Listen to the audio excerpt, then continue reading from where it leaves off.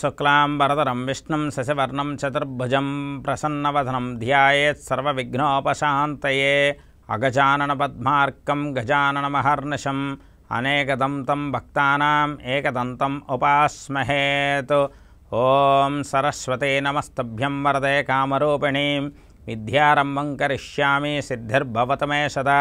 తదేవ లగ్నం సుదినం తదేవ తారాబలం చంద్రబలం తదేవ విద్యాబలం దైవబలం తదేవ లక్ష్మీపతే తేంగ్రీవం స్మరామి. ఓం గురుర్బ్రహ్మ గురుర్విష్ణుః గురుర్దేవో మహేశ్వరః గురుర్సాక్షాత్ పరర్బ్రహ్మ తస్మై శ్రీ గురవే నమః. సదాశివసమారంభం వ్యాసశంకరమధ్యమాం అస్మదాచార్యపర్యంతం వందే గురుపరంపరాం. నమస్తే అస్తు భగవన్ విశ్వేశ్వరాయ మహాదేవాయ త్రయంబకాయ త్రిపురాంతకాయ త్రికాగ్నికాలాయ కాలాగ్నిరుద్రాయ నీలకంఠాయ మృత్యుంజయాయ సర్వేశ్వరాయ సదాశివాయ శ్రీమన్మహాదేవాయ నమో నమః. విద్యాక్షమాలాశుకపాలముద్రాం రాజత్కరం కుందసమానకాంతిం ముక్తాఫలాలంకృతశోభితాంగిం బాలాం స్మరే వాంగ్మయ సిద్ధిహేతోః.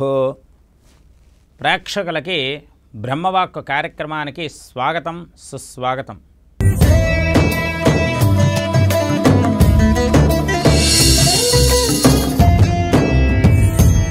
ఇరవై 4/4/2025 గురువారం.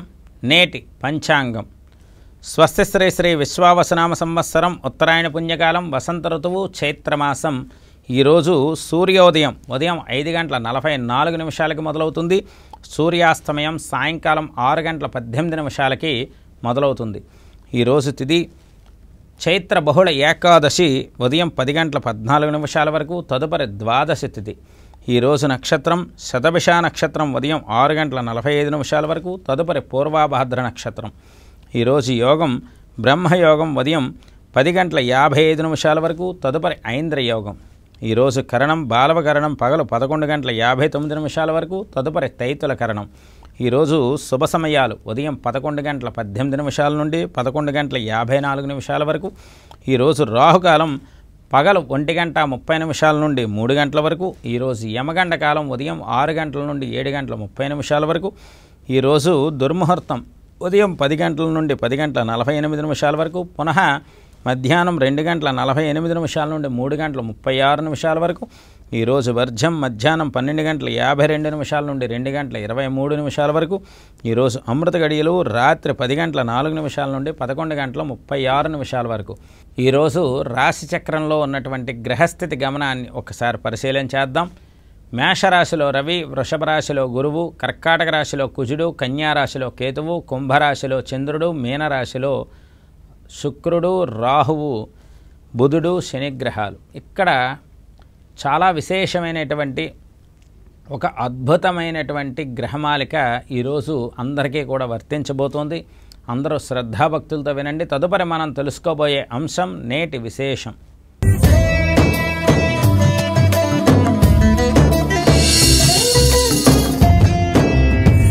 ఓం జ్ఞానానందమయం దేవం నిర్మలం స్ఫటికాకృతిం ఆధారం సర్వవిద్యానాం హయగ్రీవం ఉపాస్మహేత్. ఓం గురుర్బ్రహ్మ గురుర్విష్ణుః గురుర్దేవో మహేశ్వరః గురుర్సాక్షాత్ పరర్బ్రహ్మ తస్మై శ్రీ గురవే నమః.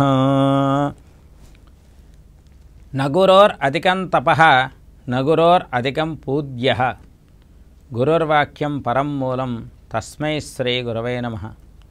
గురువుని మించిన దైవం లేదు, గురువుని మించిన తపస్సు లేదు, గురువుని మించిన పూజలు లేవు. గురువు అంటేనే చాలా పవిత్రమైనటువంటి పదం.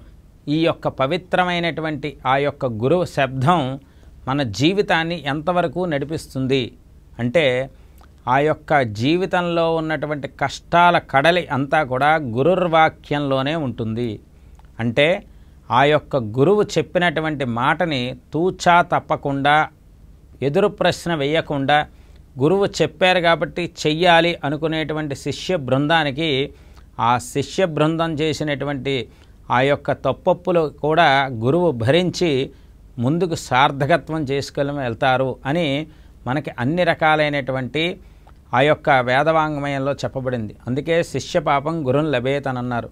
శిష్యుడు చేసిన తప్పు కూడా గురువుకి సంభవించబోతుంది. అందువల్ల మరి గురువు ఆ యొక్క అంత అద్భుతమైనటువంటి శక్తి మనకి ఎలా రాబోతున్నది అంటే, కష్టబెట్టబోకు కన్న తల్లి మనసు, నష్టబెట్టబోకు నాన్న పనులు, తల్లిదండ్రులన్న దైవ సన్నిబులురా. ఆ యొక్క తల్లిని తండ్రిని ఎవరైతే దైవాలుగా భావిస్తారో, ఆ యొక్క కష్టబెట్టబోకు కన్న తల్లి మనసు, తల్లి మనసుని కష్టపెట్టకుండా, ఆ యొక్క తండ్రి కష్టాన్ని నష్టపెట్టబోకుండా, ఆ యొక్క తల్లిదండ్రులనే గురువులుగా భావించేటువంటి ఆ యొక్క సంతానానికి మంచి గురువులు లభించి మార్గదర్శకత్వంగా ఉండేటువంటి అవకాశాన్ని ఇస్తారు. దీనికి ఉదాహరణ ఎవరు? సాక్షాత్తు శ్రీరామచంద్ర స్వామివారు. ఆ యొక్క శ్రీరామచంద్రుడు మాతృవాక్య పితృవాక్య పరిపాలన చేసి తల్లిదండ్రులు చెప్పిన మాటని ఎదిరించకుండా ముందుకు నడిచారు కాబట్టే మంచి ఆ యొక్క వశిష్ఠుడంతటి విశిష్టమైనటువంటి గురువు ఆ యొక్క శ్రీరామచంద్రుడికి, విశ్వామిత్రుడు లాంటి గురువు ఒక రకంగాను, ఇలాగా ప్రతి ఒక్కరూ కూడా స్వామిని ఆరాధన చేస్తూ ఆ యొక్క గురు విధానాన్ని పాటించజేశారు. అందువల్ల ఇప్పుడు మనం ఈ యొక్క అన్ని రకాలైనటువంటి విద్యలను సముపార్జన చెయ్యాలి కాబట్టి మనకి గురువు యొక్క శబ్ద విలువ తెలుసుకుంటూ ముందుకు వెళ్ళాలి. చదువు చెప్పినటువంటి ఆ యొక్క గురువుల్ని గౌరవించడం, ఆ యొక్క విద్యాబుద్ధులు నేర్పించిన గురువుల పాదపద్మాలకు నమస్కరించడం, గురువు యొక్క పాదాలను నమస్కరిస్తూ గురువు చెప్పింది వినడం మన యొక్క తక్షణ కర్తవ్యం. అందుకే దేవగురువైనటువంటి బృహస్పతి గ్రహం మనకున్న 9 గ్రహాల్లో చాలా అత్యంత కీలకవంతమైన గ్రహం. ఆ యొక్క గ్రహం ఏం చేస్తుంది? గురువు అనేటువంటి గ్రహం అంటే విద్యని, వివాహాన్ని, వ్యవహారాన్ని ముందుకు నడిపించే గ్రహం.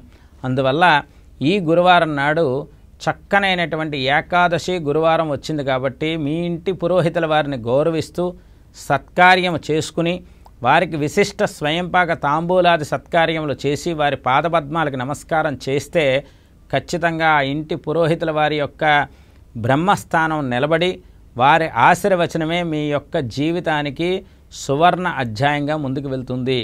అందుకే పండితులను గౌరవించాలి, చదువుకున్న వాళ్ళని గౌరవించాలి, పురోహిత వర్గాన్ని గౌరవించాలి. ప్రతి ఒక్కరిని, పెద్దల్ని, కుల పెద్దల్ని గౌరవిస్తూ వెళ్ళి ఆ యొక్క ముందుకు వెళ్ళేటువంటి వ్యక్తి ఎవరైతే ఉంటారో ఆ వ్యక్తి ఉన్నత స్థితికి వెళ్తారు.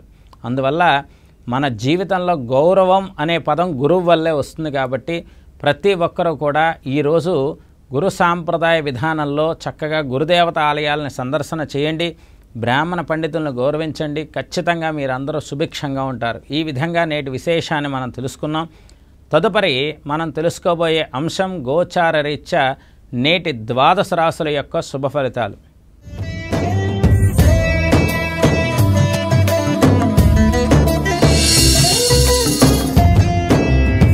ముందుగా మేష రాశి.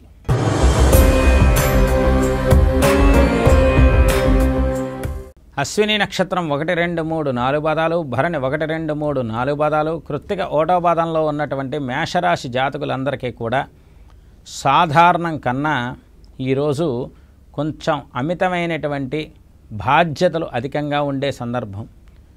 ఈ యొక్క బాధ్యతల్లో మీకు కొన్ని ఒడిదొడుకులు కూడా ఏర్పడతాయి. అందువల్ల మేషరాశి వారు ధన విషయంలో చాలా అప్రమత్తంగా ఉండాలి ఈరోజు. ఎందుకంటే ఈ కొత్త బాధ్యతల వల్ల మీరు ఇంతవరకు అనుభవిస్తున్నటువంటి సుఖ సంపదలు కొన్ని ఏలినాడి శని ప్రభావం వల్ల దూరం అయ్యే పరిస్థితి ఏర్పడుతుంది. రాశిచక్రంలో రవి, అర్ధాష్టమ కుజుడు, ద్వాదశ స్థానంలో ఉన్నటువంటి శని రాహువులు ఎత్తి కొన్ని సమస్యల్ని సృష్టించబోతున్నాయి. మౌనమే శరణ్యం మేషరాశి వారికి. చాలా జాగ్రత్తగా ఉండండి. గురుదేవతా స్తోత్ర పారాయణ అధికంగా చేస్తూ దక్షిణామూర్తి కవచాన్ని కానీ దక్షిణామూర్తి మంత్రాన్ని కానీ జపం చేసుకోవడం వల్ల మీకు శుభం జరుగుతుంది. తదుపరి మనం తెలుసుకోబోయే రాశి వృషభ రాశి.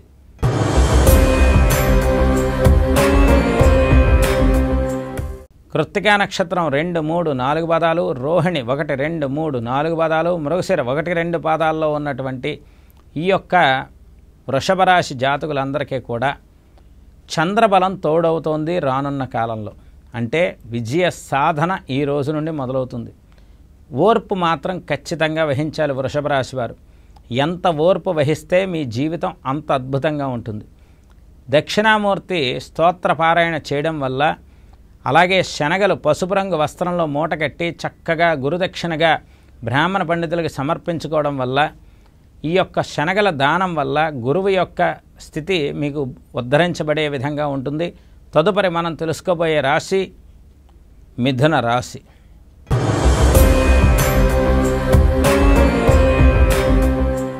మృగశిర నక్షత్రం 3-4 పాదాలు, ఆరుద్ర 1, 2, 3, 4 పాదాలు, పునర్వసు 1, 2, 3 పాదాల్లో ఉన్నటువంటి ఈ యొక్క మిథున రాశి జాతకులందరికీ కూడా సాధారణం కన్నా అధికమైనటువంటి ఆనందాది యోగ్యతగా ఉండే రోజులు వస్తున్నాయి.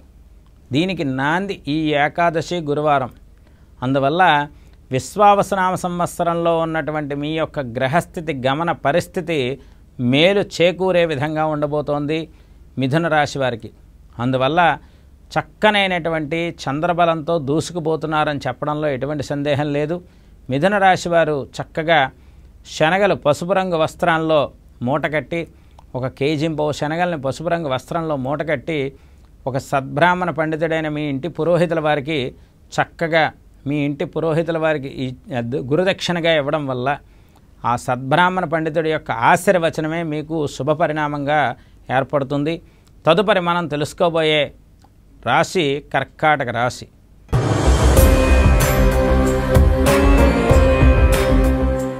పునర్వసు నక్షత్రం 4వ పాదం, పుష్యమి 1, 2, 3, 4 పాదాలు, ఆశ్లేష 1, 2, 3, 4 పాదాల్లో ఉన్నటువంటి ఈ యొక్క కర్కాటక రాశి జాతకులందరికీ కూడా చాలా చాలా విశిష్టమైనటువంటి గురుగ్రహ అనుగ్రహం ఏకాదశ స్థానంలో ఉండి విజయ తీరాలకు వెళ్ళేటువంటి సందర్భాన్ని ఏర్పరచబోతోంది. ఈ యొక్క కర్కాటక రాశి వారికి ఈరోజు శుభ పరిణామాలు జరుగుతాయి. కానీ అష్టమ స్థానంలో ఉన్నటువంటి చంద్రదోషం వల్ల ఆ యొక్క గురువు యొక్క బలం ఉన్నప్పటికీ కూడా కొన్ని నిందలు తప్పవు. కాబట్టి చక్కగా గురుస్తోత్ర పారాయణ సాయిబాబా గుడికి కానీ అలాగే దత్తాత్రేయుడి గుడికి కానీ వెళ్ళి అక్కడ జపం చేసుకోవడం వల్ల మీకు శుభం జరుగుతుంది. తదుపరి మనం తెలుసుకోబోయే రాశి సింహరాశి.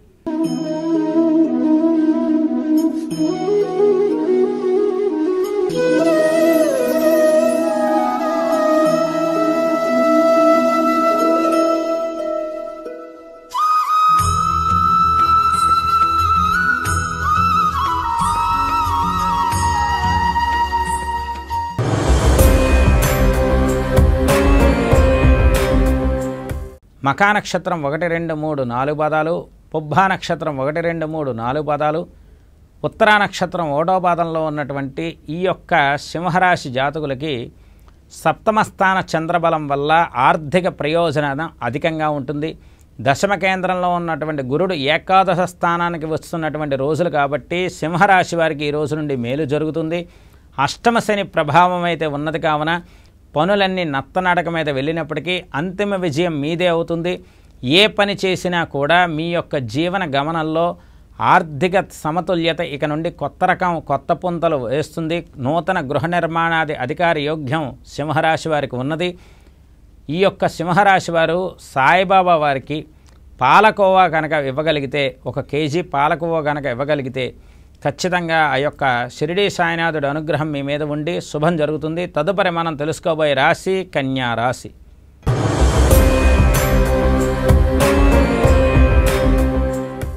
ఉత్తరా నక్షత్రం 2, 3, 4 పాదాలు, హస్త 1, 2, 3, 4 పాదాలు, చిత్త 1, 2 పాదాల్లో ఉన్నటువంటి ఈ యొక్క కన్యారాశి జాతకులందరికీ కూడా గురువు యొక్క అనుగ్రహంతో, గురువు యొక్క దృష్టి మీ రాశిచక్రంలో ఉన్న కేతువు మీద ఉండడం వల్ల గురువు యొక్క అనుగ్రహంతో ఉన్నటువంటి ఈ యొక్క కన్యారాశి వారికి ఈరోజు చాలా అద్భుతమైనటువంటి శుభం జరుగుతుంది. ముఖ్యంగా భార్యాభర్తల మధ్య అన్యోన్యత, ఏకాభిప్రాయ నిర్ణయం కన్యారాశి వారికి చెప్పుకోదగ్గ సూచన. గురు సాంప్రదాయ విధానంలో సాయిబాబా వారికి నైవేద్యం పెట్టుకోండి, అన్నింటా శుభం జరుగుతుంది. తదుపరి మనం తెలుసుకోబోయే రాశి తులారాశి.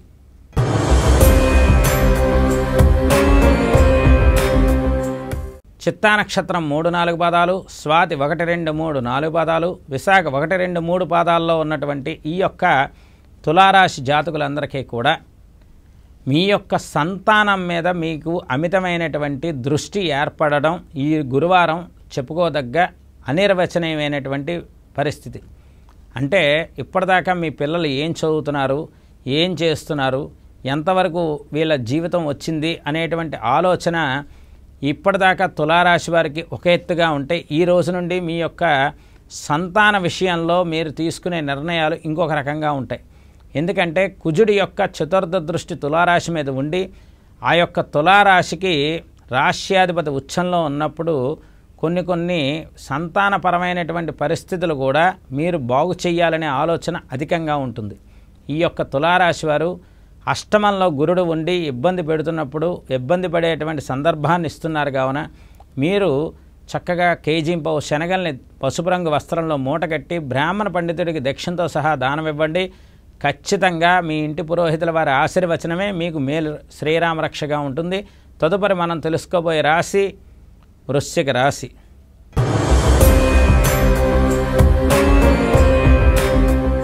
విశాఖ నక్షత్రం 4వ పాదం, అనురాధ 1, 2, 3, 4 పాదాలు, జ్యేష్ఠ 1, 2, 3, 4 పాదాల్లో ఉన్నటువంటి ఈ యొక్క వృశ్చిక రాశి వారికి గురుబలంతో దూసుకుపోతున్నారు అని అనడంలో ఎటువంటి సందేహం లేదు. సప్తమ గురుడు ఖచ్చితమైనటువంటి భార్యాభర్తల మధ్య అన్యోన్యతని అధికంగా చేసేటువంటి గ్రహం. అలాగే మీ యొక్క సంతానపరమైనటువంటి సమస్యలతో మీరు ఇబ్బంది పడుతున్నప్పటికీ కూడా మీ యొక్క భార్యాభర్తల మధ్య అన్యోన్యత ఈ యొక్క కొన్ని సమస్యల్ని దూరం చేస్తుంది అనడంలో కూడా సందేహం లేదు. కాకపోతే భాగ్యస్థానంలో ఉన్నటువంటి రాశ్యాధిపతి వల్ల తండ్రి గారి అనారోగ్య సమస్య తీవ్రత మీకు కొంచెం ఇబ్బందికరంగా ఉంటుంది. వృశ్చిక రాశి వారు ఏ పని చేసినా కూడా ఈరోజు గురు సాంప్రదాయ విధానాన్ని అవలంబించండి. ఖచ్చితంగా మీకు శుభం జరుగుతుంది. సాయిబాబా వారి అష్టోత్తర శతనామావళి చదువుకోవడం మీకు శుభాన్ని శ్రేయస్సుని ఇస్తుంది. తదుపరి మనం తెలుసుకోబోయే రాశి ధనుస్సు రాశి.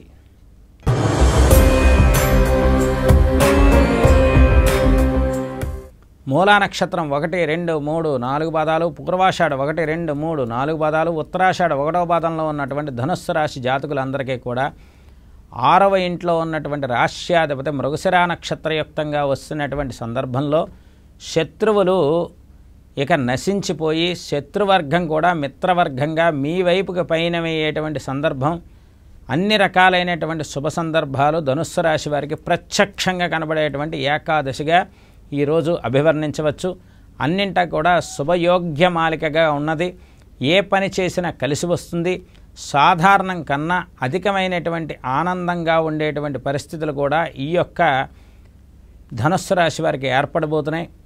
అందులోని ఇప్పుడు ప్రధానమైనది ఈ యొక్క గురువారం నాడు దక్షిణామూర్తి స్తోత్ర పారాయణ చేసుకోవడం వల్ల మీకు అమితమైనటువంటి శుభం జరుగుతుంది. తదుపరి మనం తెలుసుకోబోయే రాశి మకర రాశి.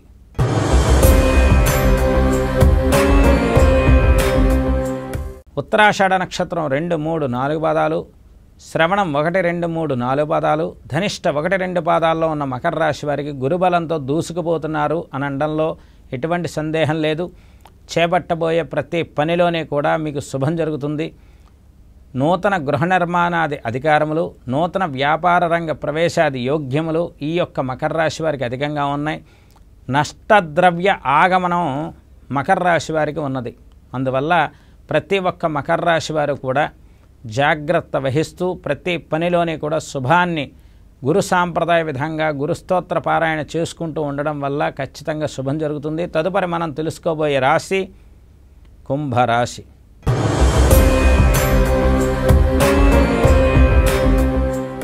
ధనిష్ఠా నక్షత్రం 3, 4 పాదాలు, శతభిషం 1, 2, 3, 4 పాదాలు, పూర్వభాద్ర 1, 2, 3 పాదాల్లో ఉన్నటువంటి కుంభరాశి వారికి మరికొద్ది రోజుల్లో మీ రాశి చక్రంలో ఉన్నటువంటి ఈ యొక్క గమనంలో రాహువు యొక్క ప్రభావ తీవ్రత రాబోతున్నది.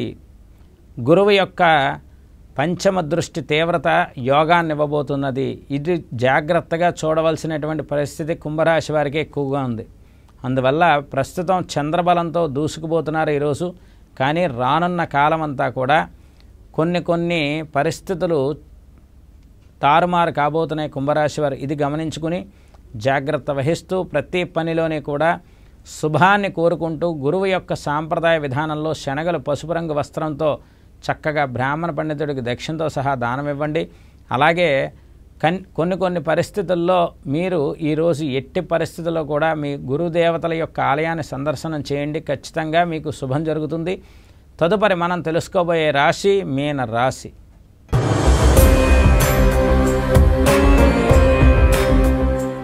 పూర్వభద్ర నక్షత్రం 4వ పాదం, ఉత్తరాభద్ర 1, 2, 3, 4 పాదాలు, రేవతి 1, 2, 3, 4 పాదాల్లో ఉన్నటువంటి మీనరాశి జాతకులందరికీ కూడా ఈ యొక్క గురువారం ఏకాదశి చాలా చాలా అద్భుతమైనటువంటి శుభయోగాన్ని, అన్ని రకాలైనటువంటి శుభ పరంపరల్ని అవలంబిస్తోంది. బాధ్యతలు కొత్తగా చేపట్టబోతున్నారు.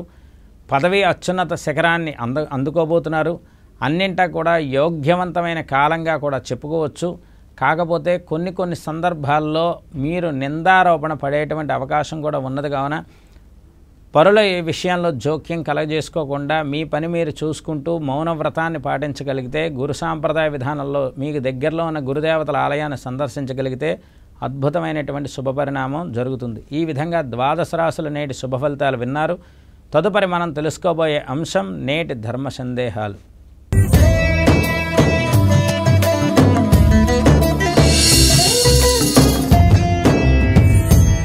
చాలా విశేషమైనటువంటి గురు సాంప్రదాయ విధానంలో అసలు చాలామందికి వచ్చే ధర్మ సందేహం ఏమిటంటే, అయ్యా మేము ప్రతిరోజు పూజ చేసుకుంటున్నాం, ప్రతిరోజు మేము చక్కగా మా వరకు మేము అన్ని పనులు సక్రమంగా చేసుకుంటున్నాం, ఎవరికి అన్యాయం చేయట్లేదు, మా పని మేము ఎవరికైనా ఉంటే సహాయం చేస్తాం, లేకపోతే మా పని మేము చేసుకుంటూ ఉంటాం, మా ఇంట్లోనే ఉంటాం, కానీ మాకు విపరీతమైనటువంటి పనుల ఒత్తిడి కానీ, జనదృష్టి కానీ, నరఘోష రూపంలో రావడం కానీ, మాకు ఏ పని ఏదైనా శుభం జరగాలి అంటే ఒక చిన్న యుద్ధంలాగా జరగడం, లేకపోతే ఏదైనా సమస్యలు అధికంగా రావడం ఇత్యాదివన్నీ మా కుటుంబాల్లో జరుగుతున్నాయండి. అసలు మేము ఎవరి జోలికి వెళ్ళట్లేదు కదా, మాకెందుకు ఇన్ని కష్టాలు అని చాలామంది నోటంబట, అంటే 100% ప్రతి ఒక్కరికి కూడా ఇదే విధానంలో మనస్సులో తొలుస్తూ ఉంటుందన్నమాట ఈ యొక్క ధర్మ సందేహం. దీనికి విధి విధానం చెప్తాను, శ్రద్ధగా వినండి. ఎప్పుడైనా సరే మనకి పూర్వజన్మ కృతం పాపం వ్యాధి రూపేణ పీడన, పూర్వజన్మలో చేసుకున్న పాపాలు వ్యాధి రూపంలో వెళ్తాయి. సప్తజన్మ కృతం పాపం శత్రు రూపేణ పీడిత, 7 జన్మల క్రితం చేసిన పాపాలు శత్రువుల రూపంలో వెళ్తాయి. ఇక్కడ పూర్వజన్మ పుణ్యకర్మల్ని మనకి ఆపాదించడం కోసమే మనకి నవగ్రహ దేవతల యొక్క అనుగ్రహం ఉన్నది. అందువల్ల ప్రతి నిత్యము మనం పూజాది క్రతువులు చేసినా, మనం ప్రతి నిత్యము దాన ధర్మాది క్రతువులు చేసినా, ప్రతి నిత్యము మన పని మనం చేసుకున్న ఈ యొక్క జన్మాంతరంలో ఉండేటువంటి ఆ దోషాలు మనకి పోవాలి. ఆ పోవాలి అంటే మనం చేయవలసినటువంటి ఏకైక ఆరాధన శివారాధన. ఎందుకంటే శివారాధనే మనకి అన్నిటికంటే ప్రాముఖ్యతనిస్తుంది. ఈ శివారాధన ఎంత చేస్తే మనకి అంత దోషం ఐసు మొక్క నీరులా ఎలా కరిగిపోతుందో, ఆ శివారాధన అంటే ఆ యొక్క అక్షర రూపమైనటువంటి స్వామి ఆ యొక్క కర్మను కరిగించేటువంటి దేవుడు. అందుకే వాగర్ధావివ సంవృద్ధో వాగర్త ప్రతిపత్తయే జగతఃపితరౌ వందే పార్వతీ పరమేశ్వరో అని అన్నారు. మనం ఏదైనా పని మొదలెట్టాలంటే పార్వతీ పరమేశ్వరుల్ని ఒక్కసారి తలుచుకోవాలట. అందుకే శివాయ గురవే నమః అని ఎందుకన్నారయ్యా అంటే మనకి శివుడే ఆది గురువు. అందువల్ల పరమేశ్వరుడి యొక్క ఆరాధన నిరంతరము చేసేవారికి వారికి ఎటువంటి దోషములు అంటవు. అలాగే ఏవైనా జన్మాంతరంలో ఉన్న దోషాలు ఏవైనా ఉంటే వెంటనే కరిగిపోయి ఆ మనిషి ఆ జీవుడు ఉన్నంతకాలం కూడా ఆనందాది యోగ్యంతో బంధుమిత్ర కళత్ర దాశగణంతో ఎప్పుడూ కూడా ఆనందంగా ఉంటారు. అలాగే ఎప్పుడైనా సరే గురువుల్ని మాటని ఎదిరించకుండా ఉండడం కూడా ఒక ధర్మం. ఈ ధర్మాన్ని ఉన్నట్టుగా పాటించడం చాలా కష్టం, కానీ పాటించగలిగితే ఖచ్చితంగా విజయం తథ్యం. ఇవన్నీ కూడా దృష్టిలో పెట్టుకుని ప్రతి ఒక్కరూ బ్రాహ్మణ పండితుల్ని గౌరవిస్తూ గురువారం నాడు గురు సాంప్రదాయ విధానాన్ని పాటించగలిగితే ఖచ్చితంగా ఆ యొక్క బ్రాహ్మణ పండితుల ఆశీర్వచనమే మీకు శ్రీరామరక్షగా ఉంటుంది. ఈ విధంగా నేటి ధర్మ సందేహాన్ని నివృత్తి చేసుకున్నారు. తదుపరి రేపు శుక్రవారం మహాలక్ష్మి ఆరాధన, చాలా విశేషమైనటువంటి లక్ష్మి స్థిర నివాసంగా ఉండడం కోసం చెప్పేటువంటి ప్రతి పనిని గోచార ఫలితాలని రేపు బ్రహ్మవాక్కు కార్యక్రమంలో విందాం. అంతవరకు సెలవు. సర్వే జనా సుఖినో భవంతు. స్వస్తి. లోకా సమస్తా సుఖినో భవంతు. స్వస్తి. స్వస్తి మంత్రార్థా సత్యా సంతు సఫలః.